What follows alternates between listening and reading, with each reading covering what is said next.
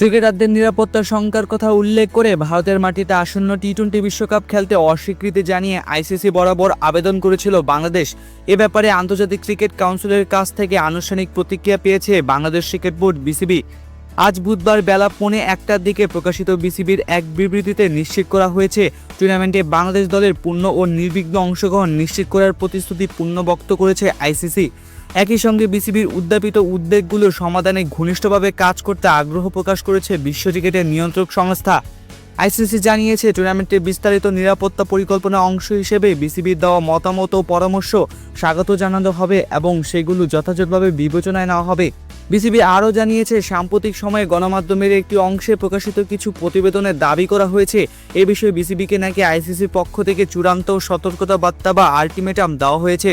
তবে এই সব দাবি সম্পূর্ণ মিথ্যা, ভিত্তিহীন এবং আইসিসির সঙ্গে বিসিবির যোগাযোগের প্রকৃতি বা বিষয়বস্তুর সঙ্গে কোনোভাবেই সামঞ্জস্যপূর্ণ নয় বলে স্পষ্ট করেছে বোর্ড।